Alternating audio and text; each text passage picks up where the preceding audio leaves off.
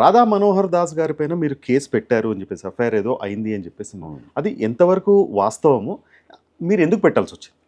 Actually అతను ఇరు వర్గాల్లో, ఇరు మతాల్లో ఎంతగా అంటే క్రిస్టియానిటీని ఫస్ట్ టార్గెట్ ఆయన క్రిస్టియానిటీని చేస్తారు. ఎలా అంటే ఎండిపోయిన శవం అంటారు. మళ్ళీ అంతకన్నా భయంకరంగా యేసు ప్రభు విగ్రహం ఏదైతుందో దానిపైన టాయిలెట్ పోయాలని చెప్పి ఒక చిన్న ఆదేశం ఇచ్చారు. ఓకే, టాయిలెట్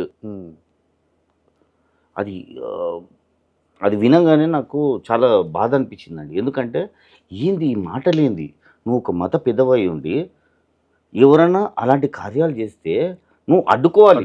ఒకవేళ ఇతర మతాలను దూషిస్తే నువ్వు అడ్డుకోవాలి. అలాంటిది నువ్వే ఇలాంటి స్టేట్మెంట్లు ఇవ్వడము తప్పు. ఏమవుతుంది అంటే ఇప్పుడు ఈయన ఫాలోవర్స్ చాలామంది గుడ్డిగా ఫాలో అయ్యే వాళ్ళు కూడా ఉంటారు. అవునండి, అవును ఈయన చెప్పారు నేను కూడా ట్రై చేస్తాను లేదా చేస్తాను అనే వాళ్ళు కూడా చాలామంది ఉంటారు. ఎందుకంటే అలాంటి వ్యక్తి ఆయన, అలాంటి వ్యక్తి ఇలాంటి స్టేట్మెంట్ డెరోగరేటివ్ స్టేట్మెంట్స్ అది. అవునవును. మళ్ళీ ఆయన పుట్టుకనే మార్చేశాడు.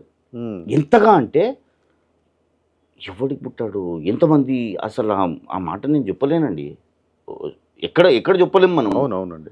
ఇంకా యేసుప్రభు తల్లి గురించి కూడా అసలు దయాహీనంగా ఆ మాట్లాడే ఆ విధానము ఎంత భయంకరంగా ఉందంటే నాకు అర్థమవుతుంది, మీ బాధ నాకు అర్థమవుతుందండి. ఎవరికి ఎక్కడ పోయి అనే ఆ రేంజ్కి వెళ్ళిపోయాడు అనమాట. అసలు ఎవరు మాట్లాడుకోరు బయట సొసైటీలో మాట్లాడుకునే మాటలు కాబట్టి ఇది ఇట్లా అన్నారని చెప్పేసి మీరు పోలీస్ స్టేషన్ కంప్లైంట్ ఇవ్వడం జరిగింది. అవునండి, ఎందుకంటే ఇప్పుడు ఈయన ఆపకపోతే ఇతను మాట్లాడే మాటలు శిష్యులు కానివ్వండి, అతని ఫాలోవర్స్ కానివ్వండి ఖచ్చితంగా మాట్లాడతారు. ఇప్పుడు గొర్రెలను ఒక స్టాంపే పెట్టేశాడు అతను.